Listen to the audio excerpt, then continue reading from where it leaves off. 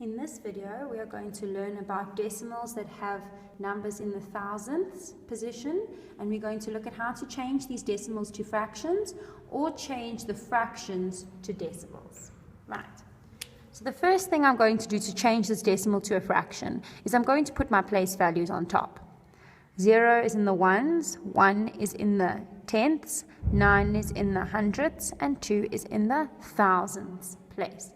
Now, because I have numbers all the way up to 1,000, my denominator is going to be 1,000 because we have numbers all the way up to the thousandths place. My numbers up to the thousandth then after the decimal point become my numerator. So I have 192 over 1,000. That is my fraction. That is the same as 0.192. Sometimes you'll be given a fraction, 8 over 1,000, and we need to change it to a decimal. I look at my denominator. That's my first step. My denominator has 1,000, which means I'm going to have numbers up until the thousandths positions, which is 1, 2, 3 positions after the decimal. Right. So my 8 goes in the thousandths place. And then I fill up the rest of the spaces with zeros, 0.008, because I only have 8 at the top here. So that's how I would change 8 over 1,000 into a decimal. It's very important because I have 3 decimal places after the decimal. I can't put the 8 there or the 8 there.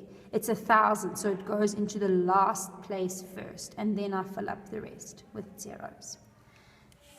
Let's try this last example.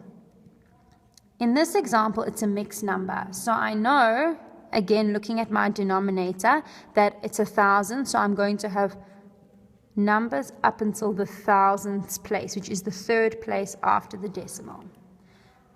I take my numerator, which is 170, and I fill it in on the spaces that I have. So 0, there goes the 0, here goes the 7, and there goes my 1.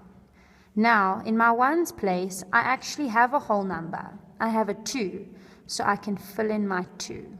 2.170 or just 2.17 would be my answer in this case. If you understand this example clearly, then please try this in your online journals by yourselves. If you're not sure, then watch the video again.